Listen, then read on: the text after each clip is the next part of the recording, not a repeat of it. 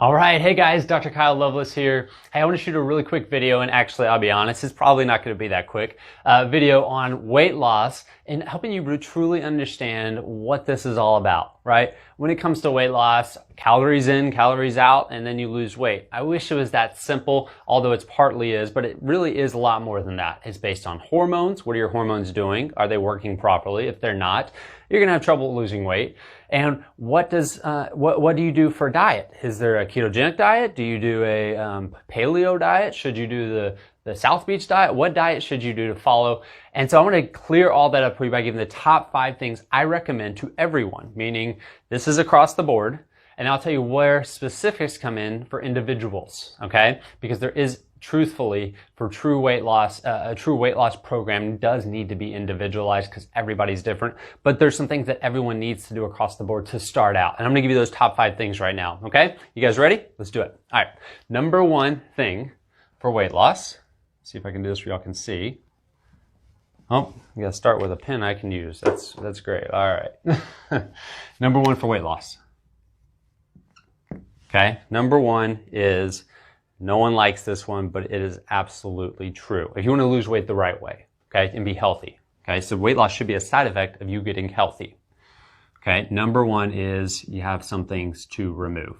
Okay, so we're going to have you remove sugar and grains. I know, this is getting bad. And dairy.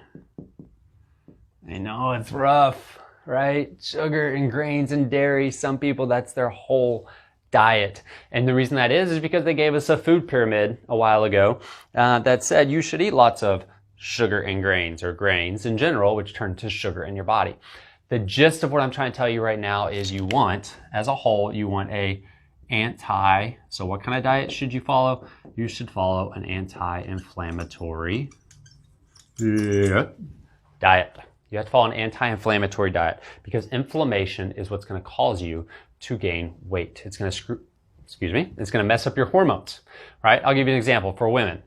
If a woman is inflamed, we're just using women, it's similar for men, but if a woman is inflamed, you're going to have cortisol go up, okay? So your adrenals produce cortisol when you have inflammation in your body.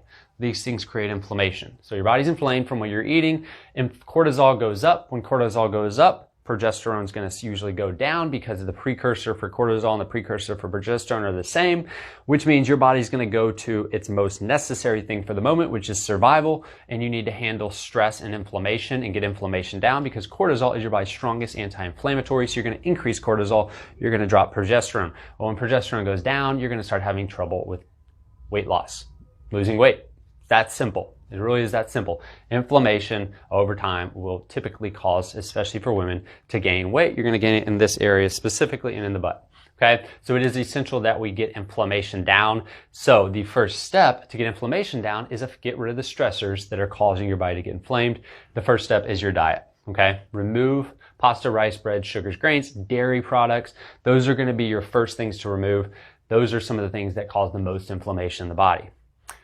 On that anti-inflammatory diet, okay, so if you Google, just go right now and just Google anti-inflammatory diet.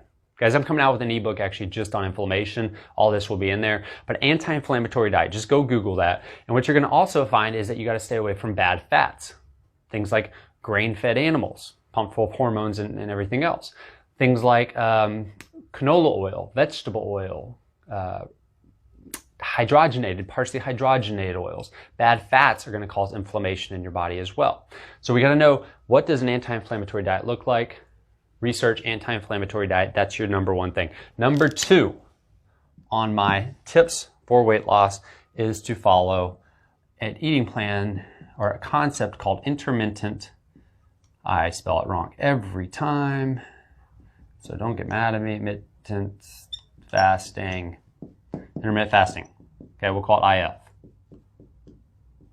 Okay, follow intermittent fasting. I love intermittent fasting across the board. I recommend that because, number 1, it gives your body a chance to reset itself. It's amazing for your immune system, amazing for digestion. It actually has been shown to actually reset the microbiome, which is in your gut. Now, many times people's digestive issues are causing their hormone issues, which is causing them to gain weight. Or their gut's inflamed. So intermittent fasting will give your body a break. It'll also take out some of the foods that you're eating that are causing you to be sick. So get this, you could actually be eating avocados every day and be allergic to those avocados, or you could be eating eggs every day and be allergic to those eggs. Even though those are good, healthy things that I would have on an anti-inflammatory diet, it's something you're allergic to. The only way to know that is to do a food allergy test and find out. Okay, not a IgE test where they do, skin scratch test, an IgG test, which will actually tell us if you're creating inflammation with that food. Okay, so intermittent fasting is a great way to get some of those foods out, and you're eating less, so it puts your body, after you burn the carbs and the glucose out of your system, you're going to really start using fat for energy, and it creates ketones, which is one of the reasons people recommend a ketogenic diet on a regular basis, because ketones are amazing for your brain, but you're burning fat. So intermittent fasting is ultimately the way to go. Okay, so we start researching intermittent fasting. We'll do some more stuff on intermittent fasting specifically, but no, my second recommendation is to fast intermittently. Okay, not eat all the time. For guys, hey, one of the best ways to lose weight as well is don't eat. So 24 to 72 hour fast for men is amazing because it allows us to boost our testosterone levels. For women, it can cause hormone issues, so I don't recommend it. But for men, that 24 to 72 hour fast, at least once a month or quarterly, will do an amazing job for you. Now, when you're intermittent fasting, what you eat at the end of the fast is very important. You get to the end of the fast, so intermittent fasting is going to be an 8-hour eating period-ish. There's certain levels of it, but I'm going to give you my example. 8-hour eating period, 16 hours of not eating. Okay? When you go into that eating period, don't just go scarf down on a bunch of carbs, because you're going to have to be hyper to this glucose. You're going to have a massive insulin rush. When your insulin's up, that's what's going to cause you to hold on to fat as well. So the other great part about this is it keeps your insulin levels down. Okay? It's less oxidation on your body. There's just so many great benefits to intermittent fasting. The third thing I want to recommend for my weight loss tips here, let me look it up. It is exercise. You got to move. Exercise, right? Calories in, calories out. If you're not moving, you're not burning calories, and it's going to be hard to lose weight. So I'm going to recommend exercising on something called HIIT training. High intensity, short duration exercise is crucial. Is an amazing way to exercise. It doesn't increase your stress hormones. They make you very stressed out, like something like running a marathon or running 5 miles or running 10 miles and do all that long cardio does. It doesn't mess up your hormones either, and it won't help you burn muscle, or you won't burn muscle, you'll stay into the fat burning mode. So high intensity, short duration exercise, they call it HIIT training. Ultimately, you can Google that or go on YouTube and look at some of the HIIT training exercises that you can do. It's short periods, so it's like 10 to 20 minutes of high intensity workout. And it's amazing for your cardio, for your overall health in general, but in getting your hormones in a good place for being normal. A lot of times people, the way they're exercising is making them hold on to fat as well, because they're stressing their bodies out. They're adding more stress. Now women, there's a video we'll do on women's exercise and when you should and when you shouldn't exercise, okay? So there's times when you don't want to do high intensity training like this, and that's going to be based on the cycle. So between that 5 to 7 day menstruation cycle, you don't want to be doing you don't want to be doing high intensity exercise, okay?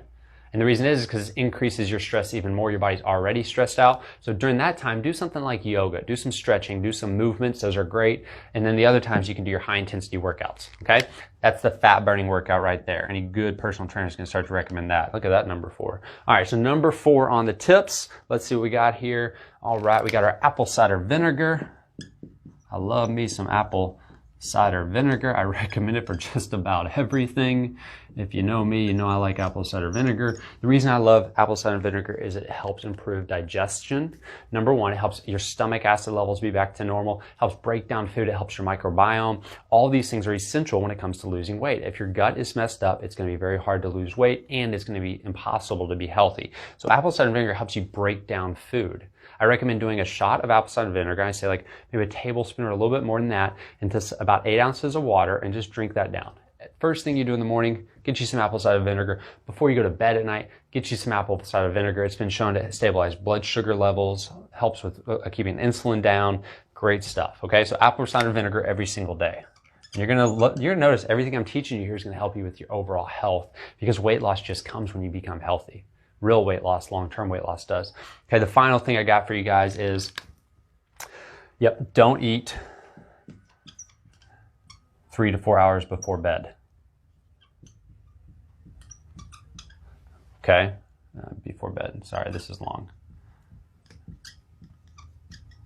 Okay, so let's not eat 3 to 4 hours before bed. I don't know if you can see that on the camera that low, but the reason I don't want you to eat 3 to 4 hours before bed, I know you got a small period of food eating, and that's fine, but I don't want you to eat 3 to 4 hours before bed because when you go to sleep, your body really is using that glucose and those carbs and everything else to start to regenerate your body. It's using it for energy. And the idea is when you're sleeping, you should burn all that out and your body should shift into a fat burning mode. Okay, it's to start producing ketones again, and then when your body gets your blood sugar low enough, it'll actually wake you up. We call that the rising cortisol. Your cortisol when you start fasting that long, your cortisol goes up, but that cortisol is your body's strongest anti-inflammatory, and when that happens, that strong anti-inflammatory now is going to wake you up, but it's also going to decrease inflammation in your body. And you'll also be in a fat burning state at that point, okay? So that's why I love waking up in the morning and exercising because I guess I was supposed to do this with intermittent fasting. I missed something here. So on intermittent fasting, or with your workouts, do it in your fasting state, okay? So when you've been fasting on this intermittent fasting concept, sorry, I'm getting a little lost here, you guys, but when you're in your fasting state is when you want to exercise. One of the best ways to burn fat is exercise when you've been fasting, at least 3 to 4 hours before your workout. Don't eat anything. No pre-workouts, no nothing. You can have some green tea if you want to help boost that metabolism or energy up a little bit. But right then, work out and you're going to burn fat at a much higher level. Your body's already in a fat burning mode at that point, right? Okay, it's already at a fat burning mode and it's going to have more energy and strength for burning fat as well, okay? For working out. So that's it. Remove the bad stuff. Anti-inflammatory diet. Do it in intermittent fasting mode. Hit training. Exercise in your fasting state. Take apple cider vinegar. 3 to 4 hours for bed. Do not eat. Let your body get into a fasting state while you're sleeping. And you're going to notice, guys, if you followed this right here, you're going to notice some extraordinary things in your health. The final bonus tip I will give you right now is that you need to test. You need to do testing to find out what your hormones are actually doing. If you're someone that's had trouble losing weight, your first step is do a Dutch hormone test. That's it. Do the Dutch hormone test. You can connect with our clinic at queencityhealthcenter.com. Call in and say, hey, I want to get a Dutch hormone test. You'll come in, you can get it done, and we'll walk you through the test results. It'll tell us what your progesterone levels are doing. It'll tell us what all your different estrogens are doing, because estrogen isn't actually a hormone. It's a bunch of different types of hormones called estrogens. It'll tell us what your cortisol level is doing, what your adrenals are doing. It'll tell us so much about your overall health. Organic acids as well, so if you're B vitamin deficient, things like that. Incredible test. Okay, so that's the bonus. You really want to get good at this stuff and understand weight loss at a high level. You need to know what your hormones are doing. Okay, but that's it right there. Cool. All right, guys, enjoy the weight loss challenge or enjoy the weight loss fun. And if you have any questions, share this, like this, love it, share it. Ask us questions on Facebook and on YouTube. Subscribe if this is on YouTube right now. Subscribe to our channel. That will allow you to watch more of our videos and get updates when we have videos. We're going to be consistently doing this. This is your top 5. This is what I'm going to name this show. I'm going to do a lot of top 5s. Top 5 for weight loss, top 5 for headaches, top 5 for back pain, top 5 for digestive issues, all those things. Cool? All right, guys. Dr. Kyle Loveless here. I'm out. You guys have an awesome day.